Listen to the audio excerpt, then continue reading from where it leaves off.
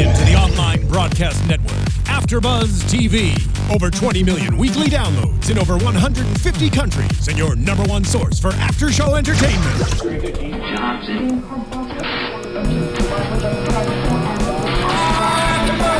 AFTERBUZZ TV, the destination for TV superfans, producing after-shows for over 300 of your favorite TV shows, interviewing celebrities and showrunners, and bringing you behind-the-scenes exclusives. All thanks to E! Entertainment's Maria Menounos, producer Kevin Undergaro, and internet leader Akamai.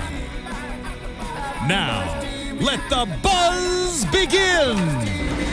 Hey guys, thanks for tuning into the after show for the Madam Secretary Season 1 finale. We are finally here, guys. It's been almost a year now, I think, since we started this season. But a very enjoyable year. It has been a very enjoyable year, and we know we're coming back for Season 2, so that is very exciting, something to look forward to. So the name of this episode is There But For the Grace of God.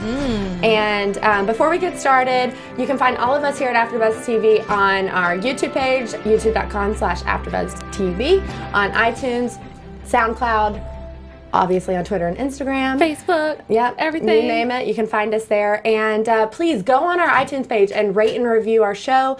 And we will look at all of your comments and come back with Season 2 with what you guys have said. And we'll shout you guys out. Heck yeah. It'll be very exciting. So before we get started, I'm Sterling Cates. And this is April Whisenhant. Hi. Okay, well, Take off that's this little good. thing before I hit it on the table. You guys already know us. You've been with us for 22 episodes. So here we go. 22. That's crazy. Yeah. Okay, so the episode starts with Juliet, and we know that she is now in custody, and Elizabeth has been asked to lead her interrogation. And not going very well for her. And it's not going as planned. That was a very intense scene right at the top of the episode between Juliet and Madam Secretary. Oh, yeah. Well, I mean, like, clearly Juliet her mind is just messed up right now because she is, or basically saying, I won't ever see my kids again for this cause that I believe so much in. But it's a cause that is, she's gonna go to jail over, or potentially, they even talk about seeking the death penalty. And the way she says, like, everything can be pointed back to you, Elizabeth, just because Elizabeth didn't go to Baghdad. Yeah. And I mean, it's like, she made a decision for her life. It's your fault that you started this coup or kept this coup going. Yeah, so she is very aggressive with Elizabeth in the interrogation. She's not really cooperating. She's not giving much information. And we learned later in the episode, I think it's important to go ahead and say this now before we get too far into it. So Elizabeth, when she was working for the CIA, was offered a job to be the station chief in Baghdad. And, we'll talk about this later when we get to Henry, but it was a big thing. She would have to be in Baghdad for a year away from the family, and that's a huge decision. Yeah. Especially when it comes to leaving your family for that amount of time, and also just the dangers of it in general. But we find out later in one of the flashbacks that she didn't take the job, and it was given to Juliet. So that's kind of where it all starts. So at the beginning, when we hear Juliet say, that you could be in this chair right now, it's true, because if she had gone there and seen whatever it is Juliet's seen and all that, then she very well could have been involved in what was ever going on, whatever was going on. Absolutely. And it kind of goes even further than that, because Elizabeth is the one who wrote this proposal for the non-torture tactics, or for the U.S. to change their tactics about what we do with prisoners of war and that sort of thing. And that's why she was even looked at to be the station chief. And then when she passed it up, so therefore, Juliet, I keep wanting to call her Isabel because I'm thinking of the other girl, but that's why she was picked for it. Right, and Juliet says to her that she's like, oh, great job signing this deal with Iran. You've made this world a more dangerous place. Now they can do whatever they want, blah, blah. But so she is very aggressive with her, and so that did not go as well as planned. Right. At all. And so she ends up just leaving the room with no more information. And throughout the whole episode, we hear from Russell that Juliet isn't cooperating with the investigation.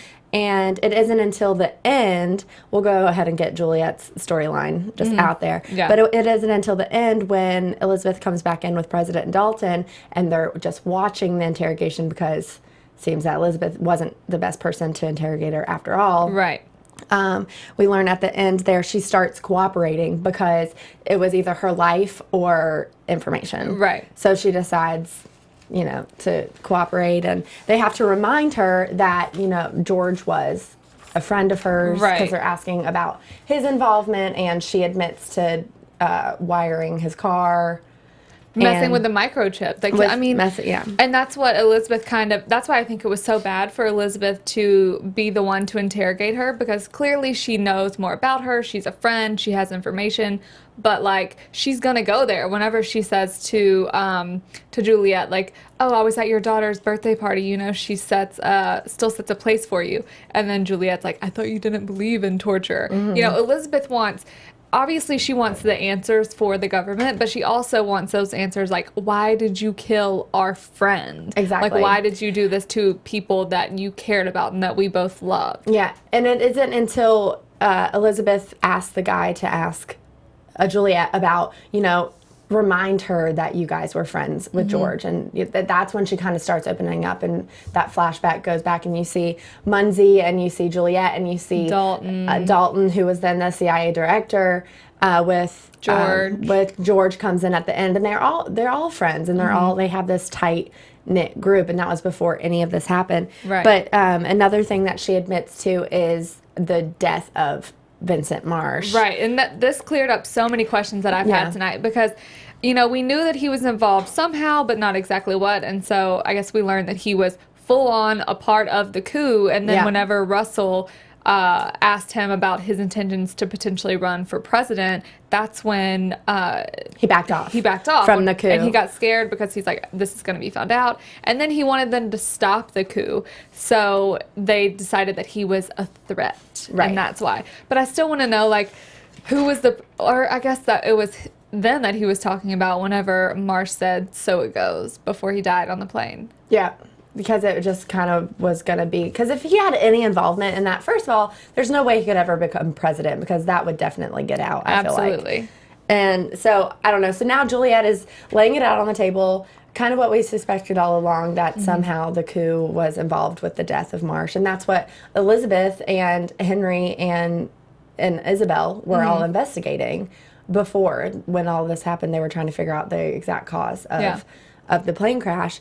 And even in the testimony later that Elizabeth gives, she says that, this was an inside job. I could only go investigate it with someone I trusted. But we'll talk about that in just a second. Well, whenever she said, too, though, when Juliet said the reason that they killed George is because they found out that he said, or, he recognized the similarities between the Dubai crash and Vincent Marsh's plane crash.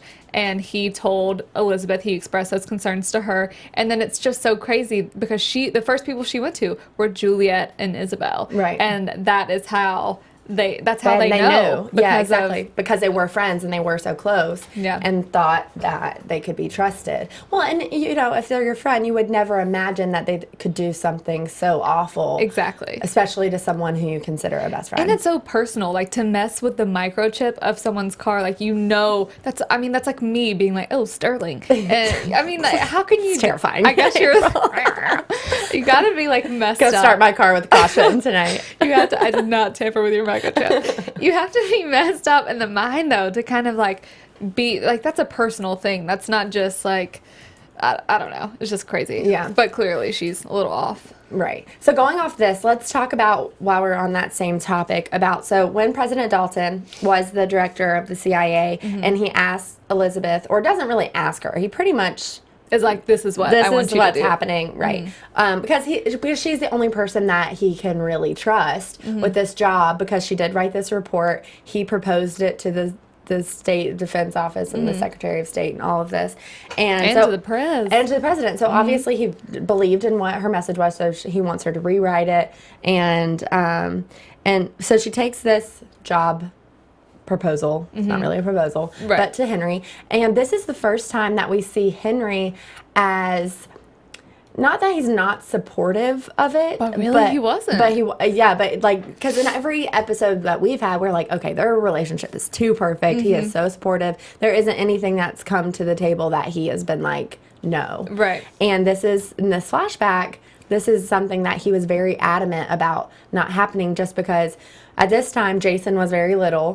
Her going away to Baghdad, he, you know, whatever could happen, he would never maybe even remember her. Right. This would be very hard on Stevie and Allison. And he says, you know, when you come back, I don't know if things will be the same. Whenever he first said that, I was kind of like, ooh, way too harsh. Because, you know, they're having the conversation in the kitchen where he says, you know, I don't want to talk about this. And she's like, okay, so let's just go ahead and skip to silent resentment.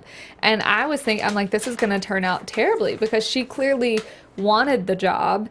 And he was like, no, it's not going to happen. Yeah. And I mean, I want to know, like, how they ultimately decided. I mean, obviously she decided to just go with him, but I want to know kind of like what really changed her mind. Well, I think into not that taking second it. conversation they had in the kitchen, where he pretty much just laid it all out on the table and said, you know, you're more than welcome. If this is something you want to do, you got to do that. But I can't guarantee that things will be the same when you get here, especially with the kids and with me. And he even says, I don't think she necessarily wanted to take the job. I think she felt obligated to, in a way, just because Dalton had entrusted her with this huge role, and she doesn't really trust anyone else, and he didn't really trust anyone else to get it done. So I feel like she thought it was her duty. Well, and because it's a powerful position. Like, she really does. You can tell she's in such, like, still a state of shock from 9/11 happening, and she really does want to make a big difference and change how things are going. So, and that's the way that she feels she can do it the best at the time. So I definitely think she felt obligated, because he pretty much was like, you are the one that I need for this position. Right. But it also, I felt like she did kind of want to do it, because it was the biggest difference at the time. Right. But Henry said it best whenever he was like, just because you go over there, it doesn't mean that it's going to take 9/11 away. And it's okay that people are healing from this. At this point, it had been 4 years from it. She's like, everyone's forgetting already. But it's not forgetting. It's just healing. You know, you do have to ultimately move on and move past and figure out how to make it better. Yeah. And I think they were just not on the same page of what would make it better at that time. Right. Which made their relationship seem even more real to me, because this whole season it's like, okay, this does not exist, this perfect, you know, and so it's nice to see a little backstory there, because in the end she does not take the job, and Juliet takes it instead. Right, exactly. And so that's when they decide to move to the farm, and she wants to be with the family, which I think, you know, in the long run is the best decision. And that's part of the reason Dalton asks her later on to be Secretary of State. So so it all kind of worked out in that regard. And I think that made her and Henry's relationship even stronger. I do too. And you have to have some tumbleweeds blowing through perfectness. Yeah, exactly. And one of my favorite things that he said, which we revisit later, is he said, when everything seems to lack integrity, you have to find it in yourself. And then he said, so we wise. can change the world right from where we're standing. I know. I was like, I'm going to quote Henry in like all of my things that I ever write, you know, like Henry from Madam Secretary. Yeah. So that pretty much wraps up that storyline with her not taking the job, and that's kind of what gets ultimately, like, kind of indirectly gets Juliet into the position that she is now, because that would have never really happened if Elizabeth had taken that job instead of her. Right, and she knew she was the second choice, and she knew what she was getting into, I guess, so. Still, even if I'm sure, of course, going to Baghdad and completely changing her life is going to majorly affect her in ways that we can never understand, but at the same time, it's like, you still did this majorly illegal thing and killed a bunch of people just because you felt what they believed was wrong, so you should probably still go to jail. Yeah, there wasn't much in the testimony that Juliet gave. There wasn't much information about the intention that was there. Well, the intention was to overthrow the entire Iranian government. Yeah. Well, they just kept saying, like, she was affected by what she saw over there and all of this stuff. Right. You know what I mean? But it was never, like, very specific about what exactly that was. I mean, I could only imagine. You know what I mean? But I would have liked to hear that as opposed to just, like, all the things they did because of it. It would have made her seem a little more humane. Right. Which, you know, you would hope that someone that Elizabeth was so close with, like, isn't completely this terrible person. And I'm sure she's not. Like, you can tell she fully believed in her convictions, but they were just not the right ones. A little off. Yeah. Yeah. Okay, so let's jump on into this whole Senator Carruthers storyline. So this is a guy who has full intentions of running for president and is really just using this whole thing as a way to grandstand and make a point and make himself public and known. And so he is launching this investigation, really, accusing the administration of corruption and involvement in the coup and everything that's happening. Basically, yeah, he gives Madam Secretary a subpoena to appear before the Supreme Court, I think. I forgot. No, so it's not even it's like a panel of senators. But it's called something. Yeah. Oh, geez. I forget what it's called. I'll think of it in a minute. But anyway, she has to appear before them, and basically they just ask her questions about the coup. So it's not anything that, they say later whenever it's not in a court of law. Right. It's just asking for her testimony. But it is still, like, you definitely cannot lie. That is still illegal to lie. It's treason, technically. But, yeah, so basically just to explain everything about the coup, because they think it goes farther than they've been told. And of course it does go farther than they've been told, but not everyone is privy or should be privy to that kind of information that's so sensitive. So like Mike B said, is that they must have something on her in order to serve her with the subpoena, because they wouldn't just do that if they didn't have any information. Right. But they're not forthcoming with what they have. They just say, you've been served, you need to testify. And then I think what they're trying to do is just embarrass her publicly when they get there. Well, because Senator Carruthers is known to disagree with literally everything her administration puts forth. Yeah. So it's kind of just him, just like you said, grandstanding and trying to make a name and saying, he wants to make his beliefs well known. Like, you think this, and you're in office now, well, I think this, and this is what I'll do different. Which is kind of how it goes typically, but he's just, he can't outsmart himself. Of course. And Mike B is suggesting that she needs a lawyer. She needs to get someone who can defend her. But of course, she doesn't want one because it looks like you need one when you have one. And she doesn't think that there's anything to hide at this point. And that's when Russell comes in with Mike B, which that was a very funny exchange between the two of them, just because they were just complimenting each other back and forth. And she was like, hello, do you need a room? Or that's the first really nice comment, like funny, jovial comment I've heard Russell make. I kind of liked it. Yeah, they were both very nice, and they had a lot of short exchanges. They were bromancing pretty much. They were, for sure. That's a good way to put it. But he comes in and says that the president wants Madam Secretary to invoke her executive privilege, and which would mean that she doesn't need to stand before the committee. Right. And she sees this as taking the easy way out, but at the end of it, she is... Dalton says you're taking it. She's like, all right, well, it looks like I'm going to take the executive privilege. And so it seems like that's all taken care of, but it isn't until after, when they're back at home and Henry is served with papers, that he has to testify, and that's when it all comes out that they have this information that Elizabeth had shared confidential, classified information with Henry, and that she could potentially be charged for violating the Espionage Act. Right, and this information was about the plane crash that Vincent Marsh was in, because she thought once it all came out that it was an inside job, that it was going to be, that it was declassified, but it wasn't. So she did share that information with him, but obviously she had good reason to at the time, because he was an involvement. Technically he wasn't involved enough to know that information, but he was involved in some sort of aspect at the same time. Yeah, so he is... he doesn't have executive privilege, so he has to do it. He doesn't really have an option there. And we see in the scene when they're in their bedroom, that Henry doesn't want her to take the fall for this by any means.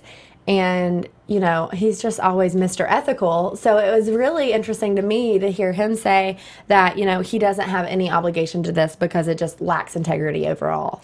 And, well, the whole time he was saying that, I'm kind of like, thank you. Because, I mean, obviously it's illegal to lie. It's like playing but down to their level, though, is what he's saying. And I also just think, I'm like, prove it. Like, prove, unless there's a recorded conversation, prove that your wife told you about a plane crash. I mean, yeah.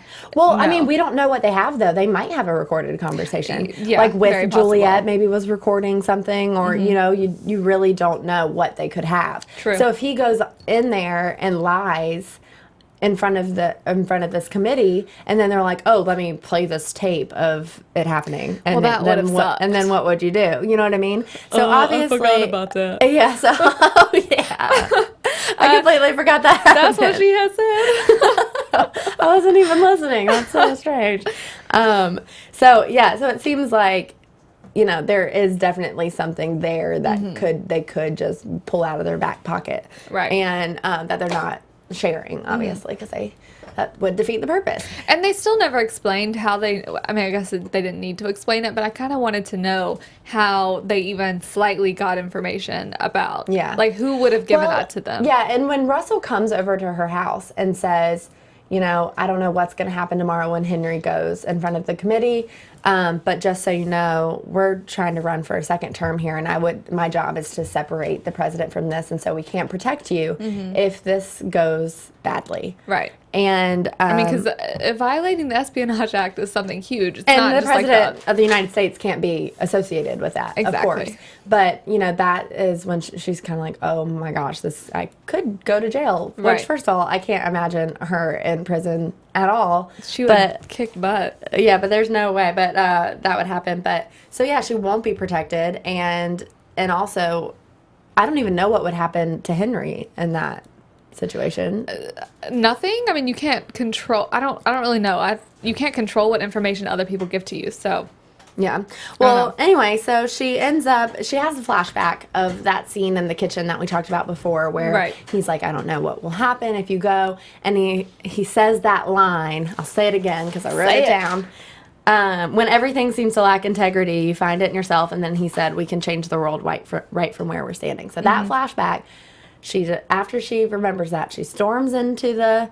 Well, first Blake thinks she's counting her steps, like Fitbitting, which is kind of funny. That, like, quick little line. But then she storms in there and waives her executive privilege and decides to take an oath.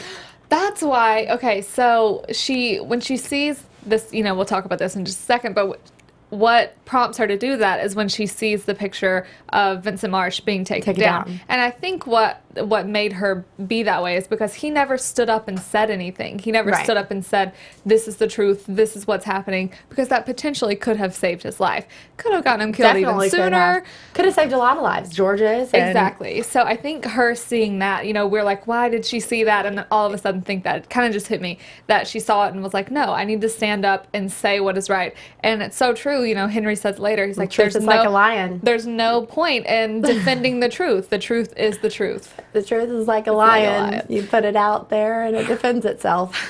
Or something. It's another one of my favorite Henry quotes. I didn't write that one down, but I'm going to go back and I'm get sure that it was pretty accurate. I did write down, truth is like a lion. So that's good. I'm glad we talked about that. I hope you drew a picture by it, too.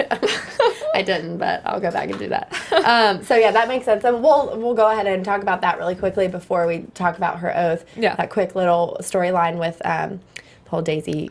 Daisy passed along a responsibility to Blake of they're replacing the Marsh's portrait with one of James Madison because of the speculation around the whole coup and his involvement or lack thereof. No one really knows, so it's just bad for optics. Right. And so they have to get rid of it, but the problem is that no one wants it. Do people know about his, like, he definitely was involved, so do people know that he for sure was? I don't know if it was for inside? sure. It's just like how it looks.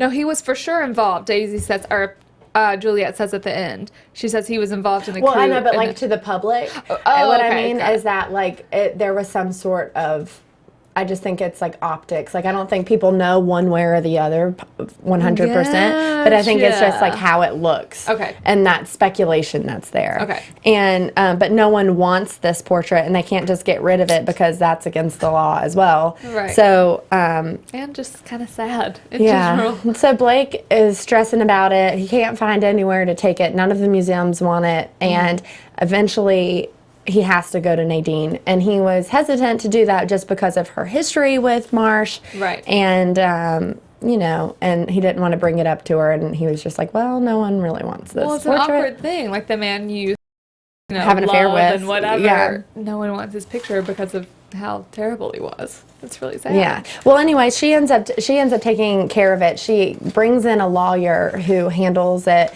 It turns out he was Marsh's lawyer for all of his life, had gone to college with him, and he kind of reveals to Nadine that he knew everything that was going on between them romantically, and he was like, I thought you could always do better, which kind of was like below the belt a little bit. I don't really know where he was going with that. Yeah, and then he was like, trying to make her feel better, but it just kind of didn't came work. off not that way. And then he was like, and now I know you're dating this guy from NASA. Yeah. And then you said, how does he know that? Then he said, Washington. It's Washington. I guess word gets around. And she was like, oh, wow, everyone probably knew about this. Yeah. And she thought it was the secret this whole time. So that brings us back to, so she sees that portrait being taken down. Right. She decides to go interrupt the committee hearing, and she gives this speech about, you know, she just tells the whole truth and says, Henry is someone that I've vetted for the over 20 years or 25 years or whatever it is, and that she needed to work with someone she trusted. Because if Marsh's death was a murder and it was an inside job, you don't know who you can trust. Exactly. There were times where she had good reason to suspect everyone. You know, Right. she even went kind of above and beyond to really investigate her other best friend, Isabel. And she even said, you know, I put myself in harm's way for the name of this country. yeah, and for national security. Exactly. And so she's, done so much, and we know that as viewers. So, we'll testify on her behalf if they need us to. I'm ready. I'm Call us prepared. in. Yeah, I'm prepared. But at the end, she says, so, you know, I would do it all again. And she says, thank you. And then she's like, never mind. You're welcome. And then Right. just drops the mic and walks out. Yeah. That was such a good moment because it's so true. It's like, okay, you're going to arrest me because I told my husband this information.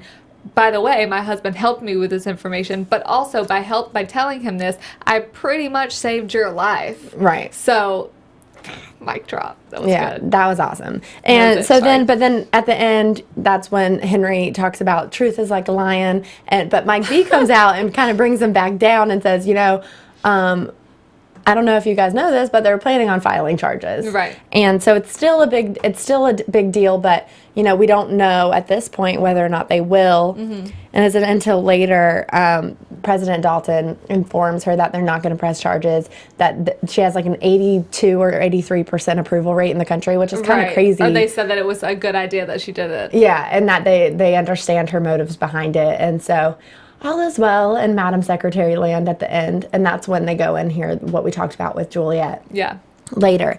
So anything else on that storyline? I think that was pretty much it. I mean, Sex it's saves the day as usual. well, it was a little, you know, I didn't ever think that she was actually going to go to prison. I kind of thought that's how they were going to end the Season season, one and then pick up. And then season 2 be like how she's going to get over. Okay, well, we'll talk about that in predictions. But the last storyline of the episode is this whole Stevie situation. We'll end on a steamy note. I liked the Stevie tonight, or I liked the Stevie situation. I think that is the first time I've ever said that on this after show. I agree. Yeah, we give her a lot of, you know, We'll give her a lot of flack. Yeah, for sure. But, and I stand by it for the most part. Yes. One thing about Stevie that I did like about this episode is how when they're having their family meetings and Jason and Allison are saying, you know, we're so over our mom being Secretary of State. Right. Like, when can you quit your job? Not being supportive at all. And Stevie steps in and defends her. Yeah. And that's what we wanted to see her do pretty much this whole season.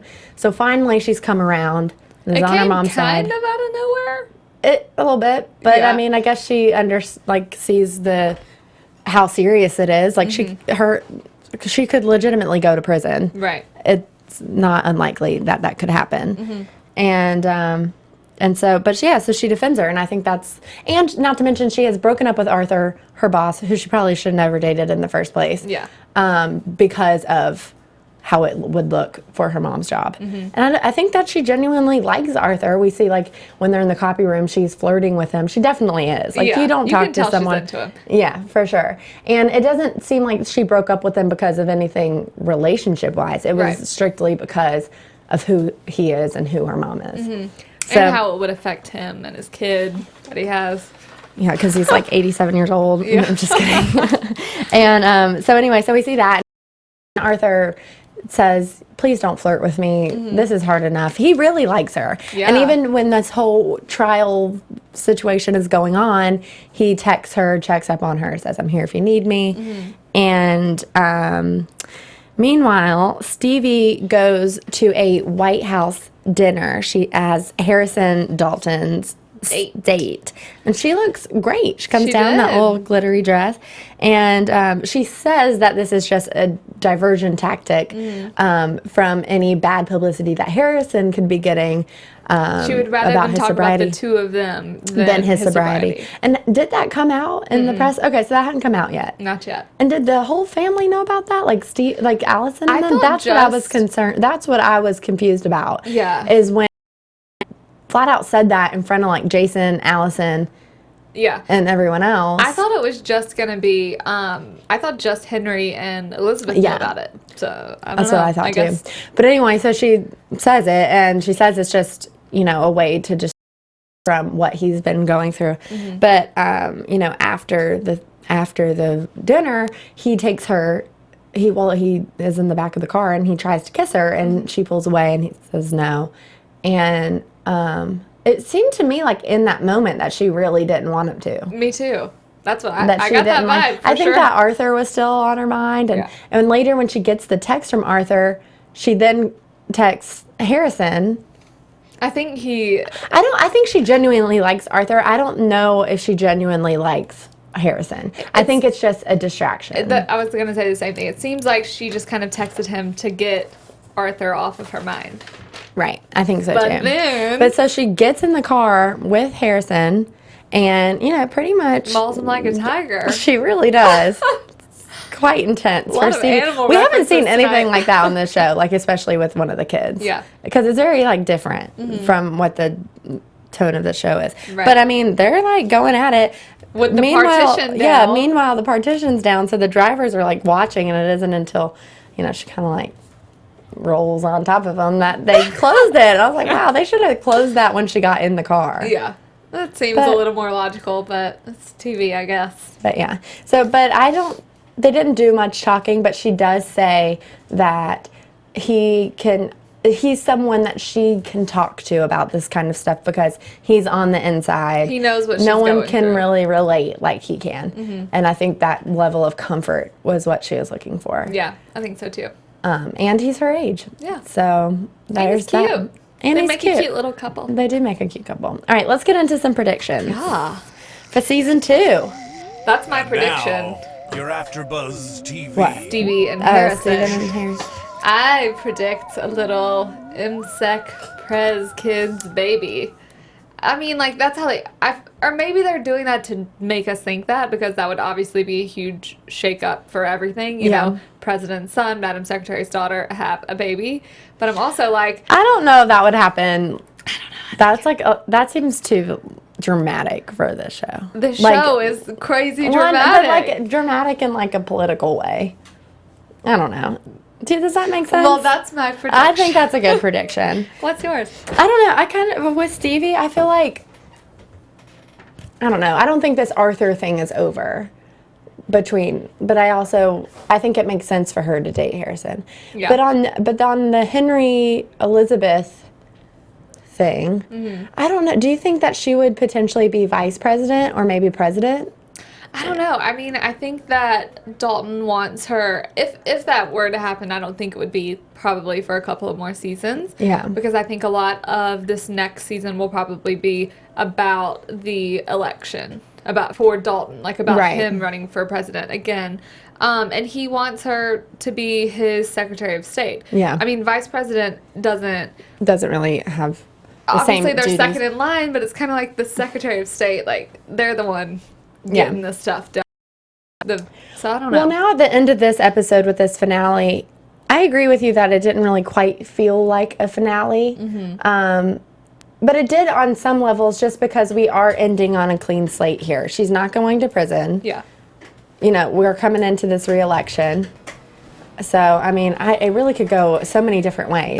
That's what I was gonna say. It's a total clean slate. It's not like the typical show where you have a cliffhanger. It's gonna be who knows where it could start off, and I kind of like that. Yeah, me too. Minus the baby. Yeah, exactly. All right, where can we find you on social media, Miss April? Y'all can find me on Twitter and Instagram at April Whisenhant. And you can find me on Twitter and Instagram at Sterling Cates, and of course all of us at AfterBuzz TV. Thank you guys so much for tuning in for this season. We will see you in season 2. From executive producers Maria Menounos, Kevin Undergaro, Phil Svitek, and the entire AfterBuzz TV staff, we would like to thank you for listening to the AfterBuzz TV network. To watch or listen to other after shows and post comments or questions, be sure to visit AfterBuzzTV.com. I'm Sir Richard Wentworth, and this has been a presentation of AfterBuzz TV. Buzz you later. The views expressed herein are those of the hosts only and do not necessarily reflect the views of AfterBuzz TV or its owners or principals.